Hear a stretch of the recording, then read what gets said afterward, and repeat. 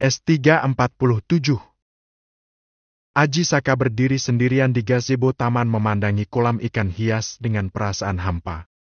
Selalu seperti itu jika dirinya tidak menyibukkan diri dengan pekerjaan, kerinduannya pada Sherindita semakin meraja. Terdengar deheman pelan dari belakang Aji Saka. Aji Saka menoleh. Jeng Miran. Aji Saka salah lagi menyebutkan nama. Boleh saya bicara dengan Tuan? Tanya Asmirandah. Oh, ya, silakan. Silakan.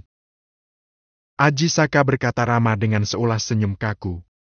Dia merasa malu baru tersadar sudah menganggap Asmirandah sebagai Sharon. Aji Saka duduk berhadap-hadapan dengan Asmirandah. Maaf jika 1 minggu di rumah sakit, Jeng Miran kebingungan dengan sikap dan perilaku saya pada Jeng Maira. Oh, tak apa-apa. Meski memang heran, saya juga toh tetap membiarkan Anda melakukannya. Saya tak tega meredupkan binar bahagia di mata Anda saat sedang memperhatikan saya. Justru saya sangat berterima kasih, Anda begitu baiknya pada saya. Sela Asmirandah pelan seraya menunduk malu-malu. Dia ingat momen saat Aji Saka menyuapi serta memijadi kakinya di rumah sakit. Aji Saka menunduk. Menatap Asmirandah dengan penampilan rapi serta wangi juga riasan tipis di wajahnya semakin membuat Aji teringat akan Sharon. Semirip itukah aslinya saya dengan mendiang istri Tuan? Tanya Asmirandah hati-hati. Sedikit banyak kalian memiliki 85% kemiripan. 15%-nya lagi adalah perbedaan. Rambut, kulit dan terutama mata. Mata istriku biru, sebiru air laut yang jernih.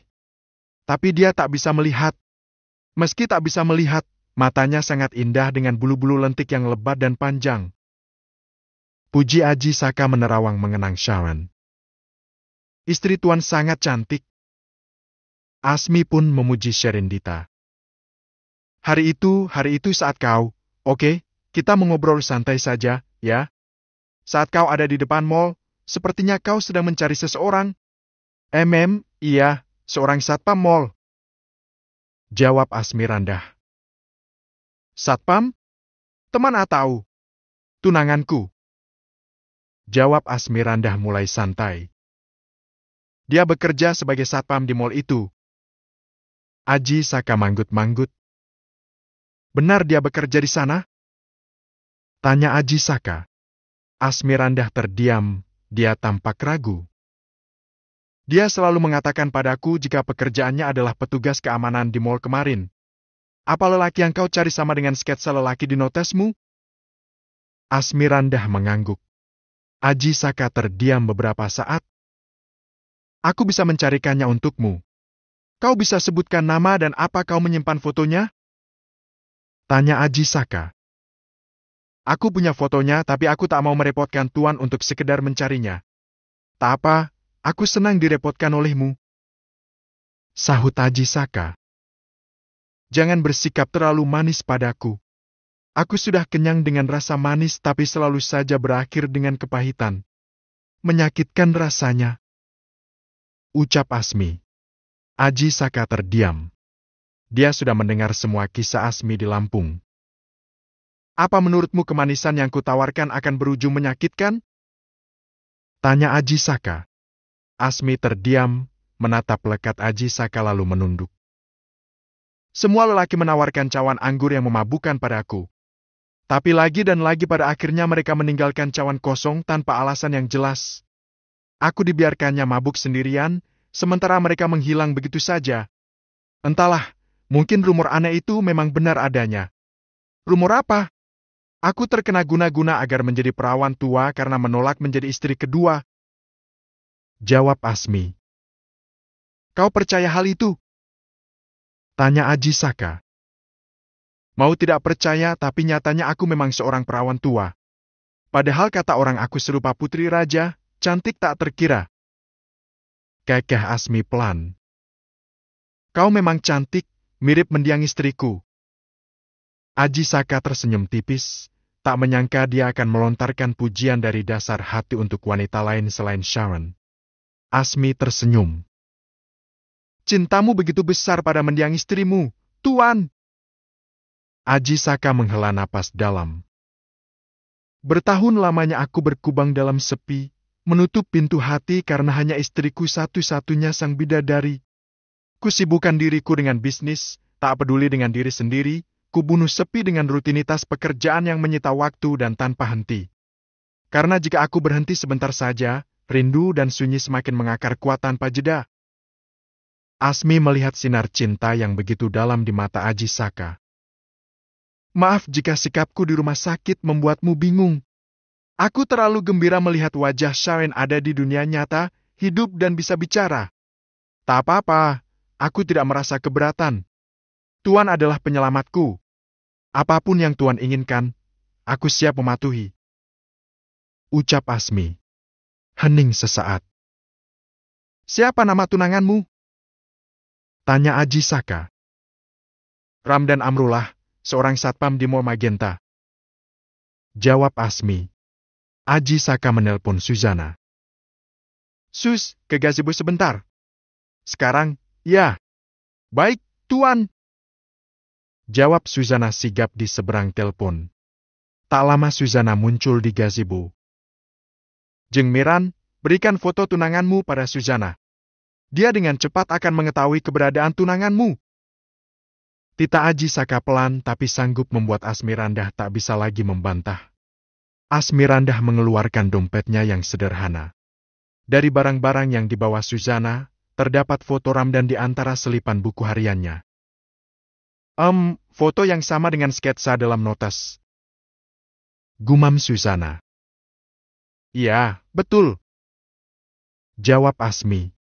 Aji Saka hanya memberikan informasi nama tunangan Asmi beserta tempat kerjanya saja. Selebihnya tetap menjadi urusan Suzana untuk mencari tahu.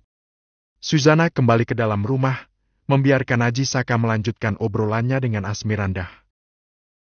Indahnya taman ini, banyak bunga. Aku suka bunga. Asmi menghirup aroma taman yang dipenuhi bebungaan. Istriku menyukai Saka. Asmi tersenyum. Kenapa kesukaannya pun harus sama dengan Sherindita?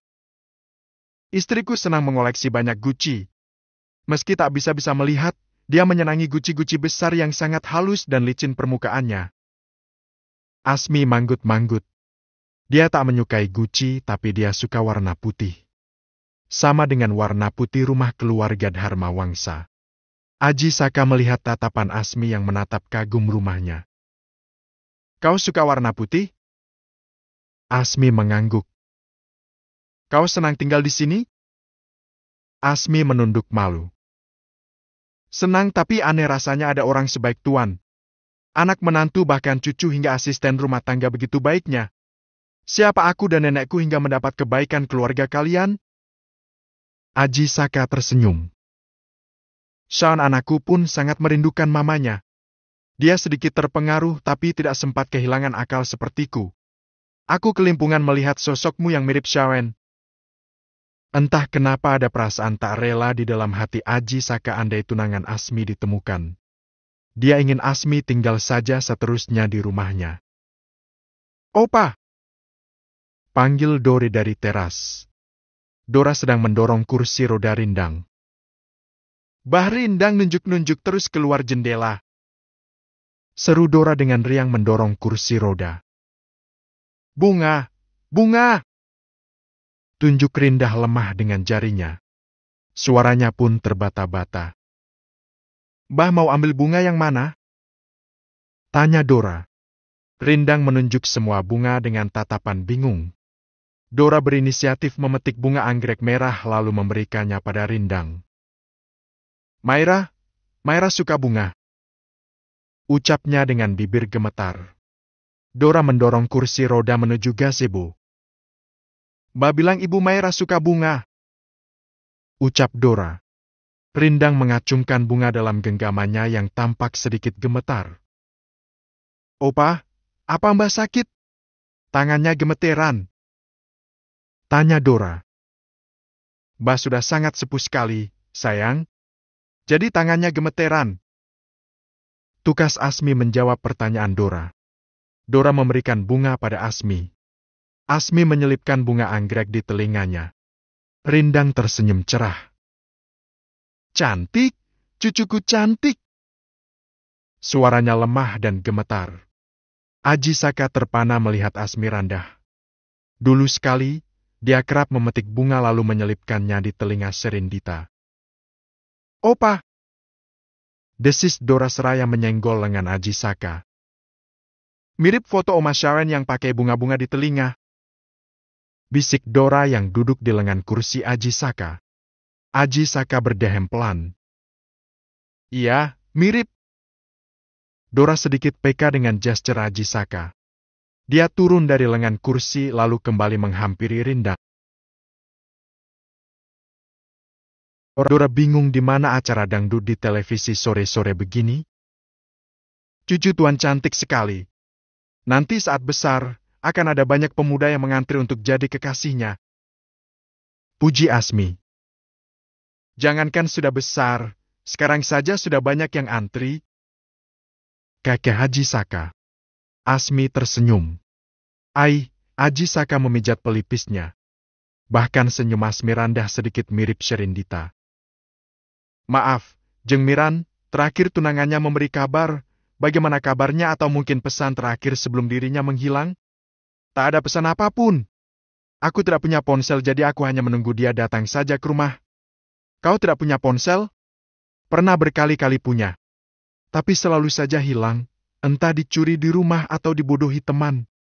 Uang gajiku sebagai penjaga toko terlalu sayang harus terus membeli ponsel baru. Entahlah, sejak menolak pejabat daerah itu, jodoh dan rezekiku sepertinya memang dibuat jauh. Atau mungkin akunya saja yang tidak kuat berdoa. Biasakan selalu berafirmasi positif. Jangan mempercayai apapun yang buktinya belum tentu iya atau tidak jelas. Ucap Ajisaka. Ayo, ikut denganku. Ajisaka berdiri. Kemana, Tuan? Beli ponsel baru untukmu. Sahut Ajisaka tersenyum seraya mengulurkan tangan pada Miran. Miran ternganga. Dimas membawa puding roti banana kesukaannya ke ruang bersantai. Dora, ini buat Mbah. Dimas tersenyum. Dora menggeleng dengan telunjuk bergoyang. Jangan kasih yang manis-manis buat Mbah, sudah sepuh. Bahaya kalau gulanya naik. Ini rendah gula. Manisnya murni dari pisang saja. Tiap kali aku membuat makanan, Pipi selalu mengajarkan resep yang baik untuk orang-orang tertentu. Sanggah Dimas. Tapi itu ada rotinya, gak bagus gluten buat orang tua. Bantah Dora lagi. Terus mau dikasih cemilan apa sih Mbak ini, lo? Dimas meletakkan puding di atas meja. Dora tampak berpikir. Makan! Tunjuk Rindang cerah ceria melihat puding buatan Dimas. Nah, si Mbah aja mau. Dimas gesit mengambil beberapa iris puding buatannya lalu segera menyuapi Rindang dengan antusias. Dora mau tak mau membiarkan Dimas menyuapi puding untuk Rindang. Enak, Mbah? Tanya Dimas. Pas, enak. Sahut Rindang mengunyah puding dengan gusinya, semua gigi Rindang sudah tanggal. Nggak terlalu manis, Mbah? Tanya Dora. Rindang menggeleng pelan. Sudah kubilang, manisnya murni dari pisang saja. Nomor gula nomor susu, kamu nggak percayaan banget, sih. Gerutu Dimas. Dora mencicipi satu iris puding di atas meja. Iya, manisnya manis jambu. Ujar Dora. Pipi juga lagi buatin makanan khusus yang aman dan lembut buat Simbah. Tahu bikin apaan? Namanya susah. Ujar Dimas. Dim, buatin kayak gini lagi buat aku, dong. Tapi manisnya ditambahin. Ini hambar banget, gak nendang kalau buat aku. Pinta Dora. Ya, aku buatin. Entar aku suapin Simbah dulu. Jawab Dimas seraya melirik Dora diam-diam yang tampak makin cantik dengan bunga anggrek di belakang telinganya. Asmirandah gemetar menggenggam ponsel seharga 25 juta di tangannya. Tuan, apa ini tidak kemahalan? Sudah, pakai saja. Ayo. Aji Saka mempersilakan Asmirandah berjalan kembali keluar dari toko ponsel. Asmirandah memasukkan ponsel ke tas tangan mahal yang juga dibelikan oleh Aji Saka. Asmirandah melangkah gugup di sebelah Aji Saka. Diam-diam Miran berkali-kali mencubit tangannya. Terasa sakit. Jelas dia bukan bermimpi. Barusan Aji Saka membelikan 2 item dengan harga fantastis untuknya. Biaya operasi rumah sakit saja sudah sangat besar. Ini ponsel dan tas kecil saja harganya bukan main. Miran benar-benar meringis. Aji Saka membawa Miran ke salah satu butik pakaian. Silakan pilih semua baju yang kamu suka. Jangan membantah, saat ini aku tak mau dibantah. Tita Aji Saka duduk santai di kursi tunggu. Asmirandah nyaris membeku saat sekilas saja melihat bandrol harga 1 item baju. Ya Allah ya Tuhan, Sang Maha Pemberi Hidup. Harga 1 baju saja seharga gaji aku 3 bulan jadi penjaga toko. Aduh, bagaimana ini? Asmirandah gemetar, tak sanggup mengambil 1 baju saja. Melihat Asmirandah yang hanya mematung di tempatnya berdiri, Aji Saka melambai pada salah satu karyawan butik. Pilihkan banyak baju yang sesuai dengan ukuran tubuhnya. Apa saja dan abaikan saja jika dia tidak mau, ya. Kau ambil saja baju-baju yang menurutmu bagus. Tita Aji Saka. Sang karyawan mengangguk hormat lalu dalam waktu singkat, tumpukan baju mahal sudah ada di meja kasir. Aji Saka membayar semua baju dengan kartu hitamnya. Lalu Aji Saka mengeluarkan 10 lembar uang merahan dari dalam dompet. Ini bagi 2 dengan rekanmu, terima kasih sudah membantuku.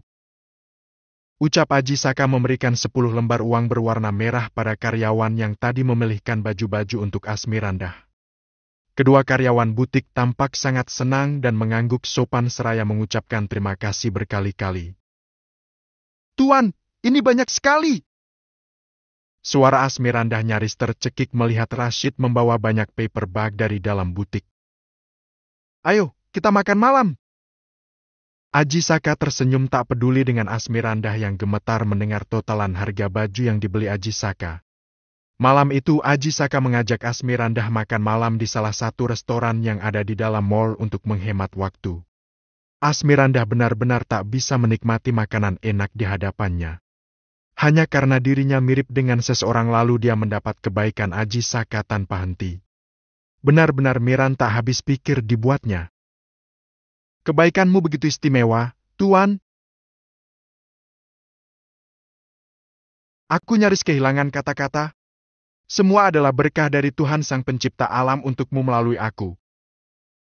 Sahut Aji Saka. Makan malam usai karena 1 jam kemudian mall sudah semakin sepi. Tepat jam 10 malam, Aji Saka dan Mirandah pulang. Rashid melihat aura semangat dalam diri Aji Saka yang sudah lama tidak dia lihat. Semangat lain selain semangat berbisnis. Kali ini semangat mengejar sesuatu yang lebih pribadi dan menyenangkan. Sosok Asmirandah memang mirip mamanya Sean. Rashid kecil yang dulu selalu dibawa ayahnya mantan sopir Aji Saka tahu betul sosok cantik Sherindita. Hilda, kita harus bersyukur. Tuan Aji sepertinya tidak akan melewatkan masa tua sendirian. Rashid sempat-sempatnya mengirim pesan pada sang istri. Jam 5 sore keesokan harinya Suzana melaporkan hasil tugas yang diberikan Aji Saka. Di ruang kerja Sean, berkumpul Sean, Lani, Aji Saka dan juga Asmirandah. Maaf jika aku harus membeberkan semuanya tentang Ram dan Amrullah. Suzana memberikan beberapa foto dan 1 file rekaman mengenai tunangan Asmirandah. Aji Saka meraih tablet dan memutar video hasil investigasi Suzana, sementara Sean dan Lani melihat-lihat foto Ramdan. Ramdan Amrullah benar bekerja sebagai satpam sebuah mall. Tapi bukan di mall Magenta seperti yang dia bilang, melainkan di Mall Audron. Gajinya 6 juta per bulan belum tunjangan lain dan fasilitas kesehatan. Suzana jeda sesaat. Mall Audron adalah mall tempat aku dan Jeng Miran pergi kemarin sore. Ucap Aji Saka sedikit terkejut begitu pula dengan Asmirandah. Ramdan Amrullah memiliki seorang istri yang sedang hamil 3 bulan. Silakan dilihat foto dan videonya, apa benar dia adalah Ramdan? Lanjut Suzana. Aji Saka dan Sean memberikan bukti yang mereka lihat pada Asmirandah. Seketika wajah Asmirandah meredup. Ramdan, kau tega sekali. Berjanji menikahiku tapi nyatanya kau malah menikahi perempuan lain. Apakah karena aku tidak mau disentuh dan kau merasa bosan? Lirih suara Asmirandah dengan air mata yang sudah turun di kedua pipinya. Dia perisak merasakan sakit di hatinya. Aji Saka dan yang lainnya hanya saling pandang dalam hening. Asmirandah menyeka air matanya. Terkadang aku pikir, aku menjadi perawan tua bukan karena guna-guna melainkan karena selalu enggan dan tidak mau memenuhi permintaan kekasihku selain genggaman tangan. Pasti mereka bosan berpacaran dengan perempuan kaku sepertiku. Isak Asmirandah. Suzana menghela napas dalam. Diketahui Ramdan menikah siri dengan istrinya karena sudah hamil lebih dulu. Semua orang menoleh kaget pada Suzana. Anda beruntung tidak jadi menikah dengan lelaki itu. Jelas-jelas dia menghamili seorang perempuan tapi malah menikah siri, bukannya menikah secara resmi. Imbuh Suzana. Ada senyum tipis di sudut bibir Aji Saka. Baguslah jika memang Jeng Miran adalah perempuan kaku yang membuat bosan para kekasihnya. Batin Aji Saka entah kenapa merasa senang dengan hal itu. Jam 12 malam di lain tempat, di sebuah rumah kontrakan 2 petak, Ramdan termenung di sebelah istrinya yang sedang tidur pulas. Ramdan teringat dengan kejadian sore tadi saat pergantian shift dengan rekan kerjanya. Setelah mengganti baju satpam dengan baju biasa, Ramdan hendak pulang tapi mendadak terkejut melihat sosok Asmirandah turun dari mobil mewah bersama lelaki tua. Diam-diam Ramdan mengikuti kemanapun Asmirandah pergi bersama Aji Saka di Mall Audron, memastikan wanita yang dia lihat adalah Asmirandah, kekasih yang terpaksa dia tinggalkan karena dia terlanjur menghamili pacarnya di Jakarta kala itu perempuan yang kini menjadi istrinya. Tak kusangka kau adalah perempuan seperti itu, Asmi. Untuk menciummu saja susah sekali, tapi kini kau malah jadi peliharaan Om Senang? Dasar perempuan materialistis. Mentang-mentang aku seorang satpam, kau tidak mau aku sentuh. Tapi dengan Om Senang yang bisa memanjakanmu dengan ponsel mahal dan barang-barang mewah kau rela jual diri. Dasar perempuan munafik. Ramdan membatin geram dalam keremangan lampu kamar yang redup, membenci Asmirandah dengan segenap jiwa raga.